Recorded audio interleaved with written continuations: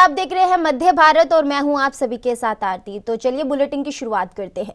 मुख्यमंत्री विष्णुदेव साय ने जगदलपुर विधायक किरण देव के पिता स्वर्गीय कुमार लक्ष्मी नारायण देव के पार्थिव देह के अंतिम दर्शन सुकमा स्थित उनके निवास पहुंचकर उनके दर्शन किए। उन्होंने स्वर्गीय देव को श्रद्धांजलि अर्पित करते हुए पुण्य आत्मा की शांति के लिए प्रार्थना की। साथ ही शोकुल परिवारजनों के प्रति भी शोक संवेदना प्रकट की। इस मौके पर वन एवं जलवायु परिवर्तन मंत्री, कृषि मंत्री रामविचार नेताम, पुलिस महानिरीक्षक सुंदर राज पी और उप पुलिस महानिरीक्षक Kamlochan Kashyap, collector Harish S, police अधीक्षक किरण चौहान सहित बड़ी संख्या में जनप्रतिनिधिगण और क्षेत्रवासियों ने स्वर्गीय लक्ष्मी नारायण देव के पार्थिव देह का अंतिम दर्शन करके उन्हें श्रद्धांजलि दी।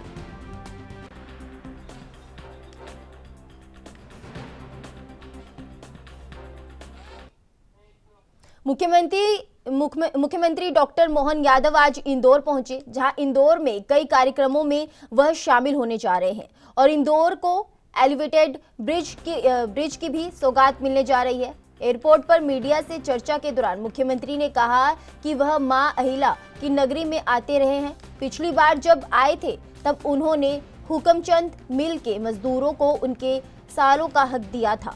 इसी तरह प्रदेश में भी मजदूरों के हक के लिए प्रयास किए जा रहे हैं।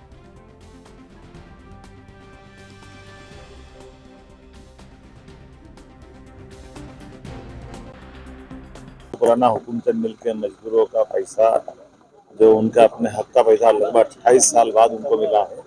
आज ही हमने कैबिनेट में बात की है और प्रदेश के अंदर कौन कौन से ऐसे संस्थान बंद है या जिनके मुकदमे चल रहे हैं जिसमें मजदूर भाइयों बहनों का उनका अपना हक का पैसा किसी न किसी कारण से उलझा हुआ है। ये अलग बात है कि जब उद्योग डरता तो उद्योगपति और मजदूर रहते हैं, लेकिन अंततः इन सारी बातों के पीछे सरकार भी रहती है और सरकार के संवेदना यशस्वी प्रधानमंत्री के नेतृत्व में हमने इस बात का संकल्प लिया है कि हम हर वर्ग के लिए, खास करके गरीब वर्ग के जीवन में कोई कठिनाई आ रही तो सरकार हमारे खड़े रह करके उनके साथ कदम से कदम मिलाकर उनके हर सुख दुख में सहभागी होगी। और उसी नाते से अभी हमने जैसी मिल की बात भी कही है जो ग्वालियर में है, रतलाम की सज्जन मिल हो, उज्जैन की सिंथेटिक हो, ऐसे कौन कौन से विषयों को आगे लेके चलेंगे। एक और मेरी जानकारी में आई कि इंदौर के अंदर जब भी चौड़ीकरण हुआ तो TDR या FAR के आधार पर उन लोगों से जमीन तो ले ली गई है, लेकिन उनको बाद में इसका कंपलसेशन नहीं मिला। हमने इसके संबंध में भी नियम बना लिए और वो जो लोग जिनके कारण जिनकी अपनी भूमि थी वो सड़क बनाने में हो, मार्ग चौड़ीकरण में हो या किसी प्रोजेक्ट के लिए ली गई हो, निश्चित रूप से उन सबका भी हम सरकार के माध्यम से जो उनका हक है।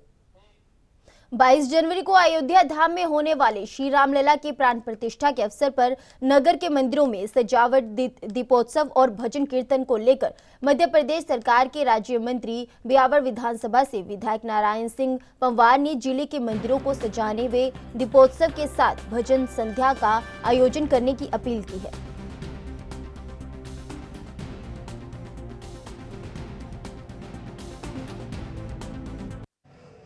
नमस्कार मित्रों,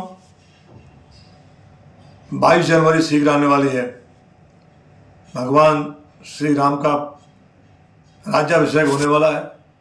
वह अपने गर्भगृह में आज विराज चुके हैं।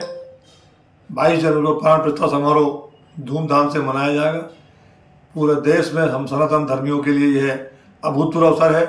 हमारे जीवन में ये अभूतपूर्व घटना घट रही है। प्रभु श्री राम 500 वर्ष बाद टाट से निकल करके ठाट से अपने मंदिर में विराजने वाले हैं। हमारी पीढ़ी का सौभाग्य। आइए हम सब मिलकर इस त्यौहार को अत्यंत उमंग उत्साह से मनाएं। अपने घरों में सफाई करें, रोशनी करें, दीपक लगाएं, मंदिरों की सफाई करें, मंदिरों की सज्जा करें, आतिशबाजी करें, कथा भंडारे करें, सुंदरकांड करें, हनुमान चालीसा करें और जैसा भी हम कर सकते हैं उस उत्साह को लगातार बढ़ाएं। अपने मित्रों, दोस्तों, साथियों को, सभी सनातन धर्मियों के लिए निवेदन है, इस पवित्र अवसर का हम लाभ लें। प्रभु श्री राम के दर्शन हम अपने घरों में बैठकर दूरदर्शन पर करें। अभी अयोध्या जाने के लिए अभी मना किया 22 तारीख को, 22 तारीख के बाद फिर हम अपनी ओर से, हमारी शासन की ओर से व्यवस्था की जा रही है। सभी भाई अयोध्या पहुंचकर भगवान श्री राम लला के दर्शन करेंगे। लेकिन अभी 22 तारीख को हमें अपने अपने गांव में, नगर में, शहरों में बैठ कर के और इस उत्साह से, इस उमंग से इस त्यौहार को मनाएं, यही आपसे निवेदन। आगामी होने वाले लोकसभा चुनाव को लेकर जहां कांग्रेस एक बार फिर से अपने कार्यकर्ताओं का रिचार्ज करने में जुटी हुई है, तो वहीं भाजपा फिर से लोकसभा चुनाव जीतने के लिए लोगों को केंद्र सरकार की योजनाओं की जानकारी दे रही है। बता दें कि प्रदेश अध्यक्ष किरण देव व वन मंत्री केदार कश्यप कार्यकर्ताओं के बीच पहुंचे और उन्होंने वॉल पेंटिंग कर लोगों को लोकसभा चुनाव में भाजपा का समर्थन करने के लिए संदेश देने का काम किया और प्रधानमंत्री के नेतृत्व में छत्तीसगढ़ की सभी 11 सीटें जीतने का दावा भी कर रहे हैं। वहीं जगदलपुर पहुंचे मंत्री केदार कश्यप ने कहा कि लोकसभा चुनाव के लिए 3 क्लस्टर बनाए गए हैं। रायपुर, बस्तर और बिलासपुर, ये तीनों क्लस्टर में राष्ट्रीय स्तर नेताओं का दौरा जल्द होने वाला है। साथ ही 23,000 बूथों पर वॉल पेंटिंग कर लोगों को बताया जा रहा है कि मोदी सरकार की लोगों के लिए गारंटी वाली सरकार है और हर तबके के लिए योजनाओं को चलाकर आम लोगों को सुविधा देने का काम कर रही है।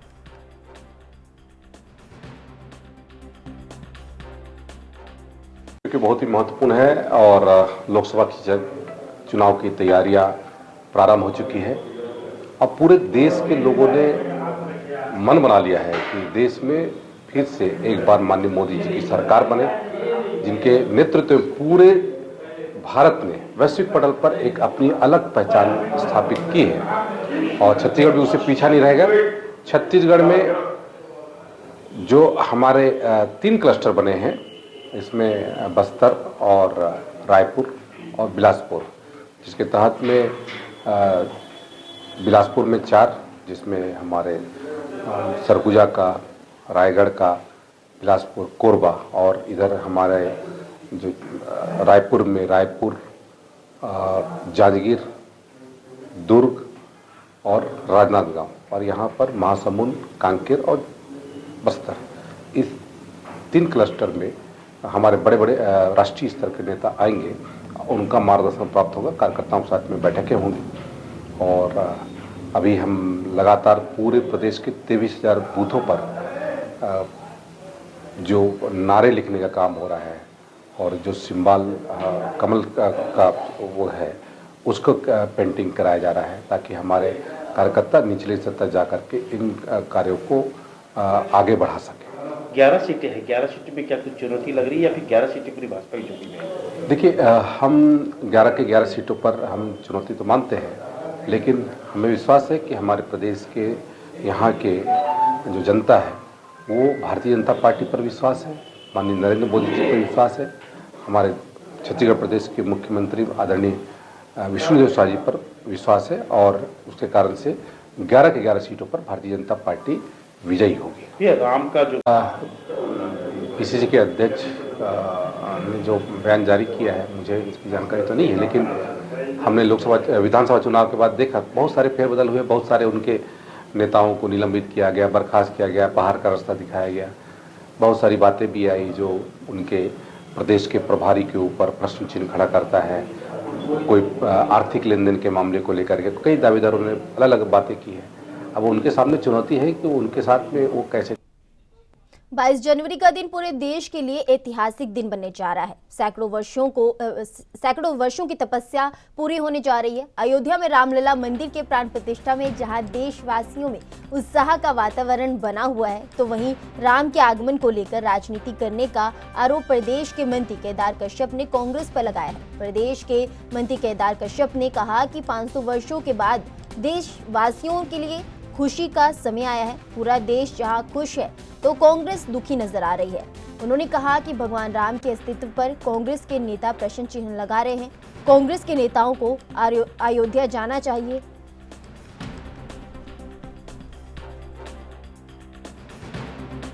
देखिए, भगवान राम सबके हैं, ये कोई बीजेपी या कांग्रेस के नहीं, सभी पार्टी के हैं, सभी समाज के हैं और भगवान राम के प्रति आस्था रही है और ये हमारे लिए कोई राजनीतिक मुद्दा नहीं है।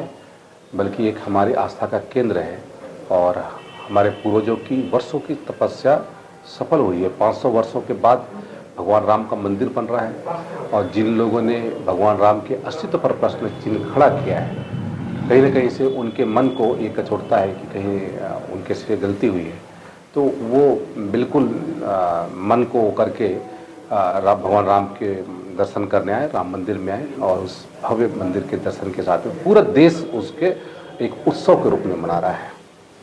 राजनीति भी कौन कर रहा है? राजनीति तो कांग्रेस पार्टी कर रही है। कांग्रेस पार्टी किसी भी तरीके से उनके पास मुद्दा नहीं है और उसके कारण से वो उल-जुलूल के बयान जारी करते हैं, लेकिन देश की जनता समझ चुकी है कि आज देश का उत्तरोत्तर विकास हो सकता है तो वो केवल भारतीय जनता पार्टी के। अयोध्या में भगवान राम की प्राण प्रतिष्ठा को लेकर राजनांदगांव शहर में भी धार्मिक उत्साह का माहौल है। श्री रामलला की स्थापना के दिन का हर वर्ग को बेसब्री से इंतजार है। शहर के गली मोहल्ले से लेकर चौक चौराहे भगवान में हो चुके हैं। शहर के राम मंदिरों को आकर्षण रूप देने के लिए सजाया गया है। आलम यह है कि इस अवसर से व्यापारिक गतिविधि में भी तेजी आई है। दुकानों में भगवा झंडों की मांग बढ़ गई है। लोग पूजा अर्चना के सामान की भी खरीदारी कर रहे हैं। शहर के हर मुख्य मार्ग में तोरण लगाए गए हैं। आगामी 22 जनवरी को शहर में 5 लाख दिए प्रज्वलित करने की भी तैयारी है। जानकारी के अनुसार दक्षिण मुखी हनुमान मंदिर को आकर्षण रूप दिया जा रहा है। वहीं दिग्विजय स्टेडियम में भी रोशनी की जा रही है। शहर के अलग अलग मंदिरों शीतला मंदिर, बर्फानी सिद्धिपीठ, राम लक्ष्मण मंदिर, मुलचाल को भी तोरण पताका से सजाया गया है। बता दें कि इन मंदिरों में भी 22 जनवरी को अभिजीत मुहूर्त में विशेष पूजा अर्चना और यज्ञ अनुष्ठान का आयोजन किया जाएगा, जिसमें बड़ी संख्या में भक्तगण शामिल होंगे।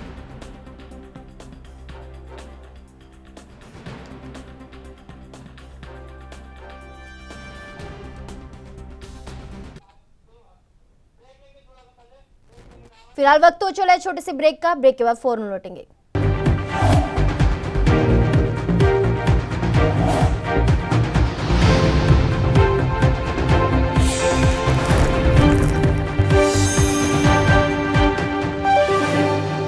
ब्रेक के बाद मध्य भारत में एक बार फिर आप सभी का स्वागत है। बढ़ते हैं आगे की खबरों की ओर।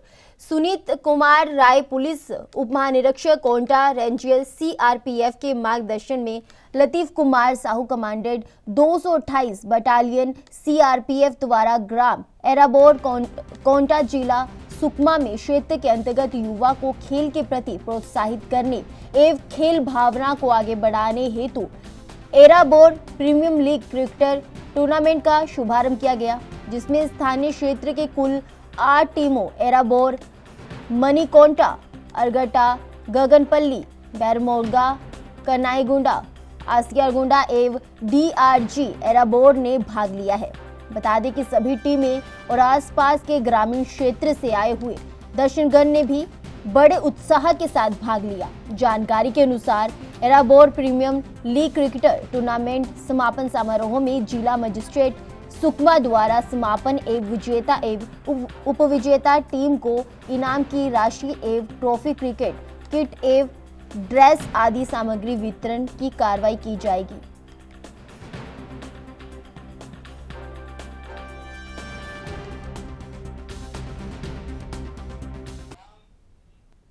राम मंदिर प्राण प्रतिष्ठा उत्सव को लेकर उत्साह का माहौल है। ऐसे में राम मंदिर प्राण प्रतिष्ठा को लेकर स्वच्छता अभियान चलाया जा रहा है। बता दें कि आज प्रदेश भर के थाना चौकियों में विशेष सफाई अभियान चल रहा है। इस दौरान पुलिस अधीक्षक और पुलिस अतिरिक्त पुलिस अधीक्षक, रक्षित निरीक्षक सहित केंद्र के अनुविभागीय अधिकारी, पुलिस कार्यालय समस्त थान में विशेष साफ अभियान चलाया गया। मिली जानकारी के मुताबिक राजगढ़ पुलिस अधीक्षक धर्मराज मीणा के साथ पुलिस अतिरिक्त पुलिस अधीक्षक आलोक कुमार, रक्षित निरीक्षक रविकांत शुक्ला ने सफाई की। बता दें कि पुलिस अधीक्षक कार्यालय परिसर में हाथ में झाड़ू थामा और साफ सफाई की। इस दौरान राजगढ़ पुलिस अधीक्षक ने भी सफाई अभियान में हाथ बटाया।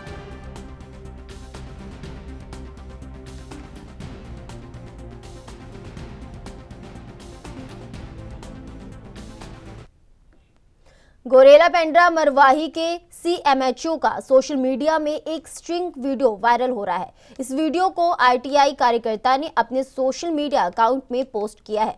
बता दें कि पोस्ट में दावा किया जा रहा है कि गोरेला पेंड्रा मरवाही जिले में बिना दवाई दिए भुगतान किया गया है। वहीं इस वीडियो पर सीएमएचओ डॉक्टर नागेश्वर राव का कहना है कि ये पूरा षड्यंत्र है और ये वीडियो एक कंपाउंडर ने ही बनाकर वायरल किया है और जिस संदर्भ में बात हो रही है उसके विपरीत उसे प्रचारित किया जा रहा है। सीएमएचओ का कहना है कि मूल रूप से कंपाउंडर के वर्मा को शासन के आदेश के बाद गलती से दवाई भंडार केंद्र भेज दिया गया, लेकिन बाद में विभाग को ये ध्यान आया कि वो कंपाउंडर है और वहाँ फार्मासिस्ट की ही पोस्टिंग होनी चाहिए, तो उसे हटा दिया गया, जिसके बाद बदला लेने के लिए कर्मचारी ने ये वीडियो बनाया है।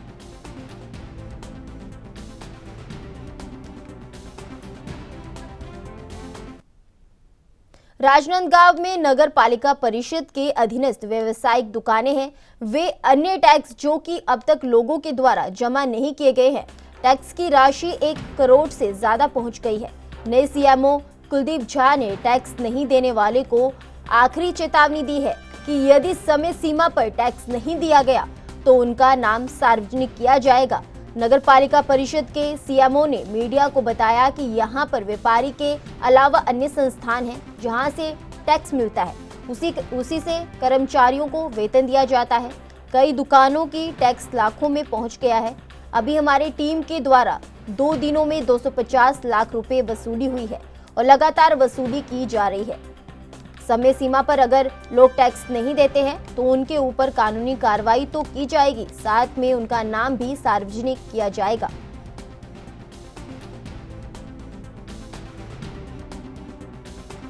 पिछले 3 दिनों से की जा रही है और कल विकास यात्रा होने के कारण से उसको स्थगित कर दिया गया था। आज फिर से कंटिन्यू कार्रवाई की जाएगी। तो परसों से जब हमने कार्रवाई चालू की तो लगभग 2,80,000 रुपए की वसूली हमने किया और कुछ दुकानों में ताले भी लगाए। ताले लगाने के पश्चात कल दिन भर दुकानदारों के द्वारा जमा करने की कार्रवाई की गई तो लगभग 2 से 3 दिनों की वसूली 3 से 4 लाख रुपए तक लगभग पहुंच चुकी है।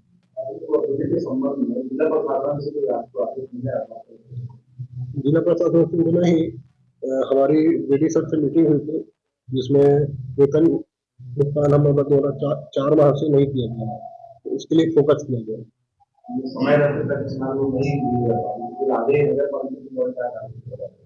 दुकान नीचे करके फिर से उसको नीलामी करने पड़ेगा।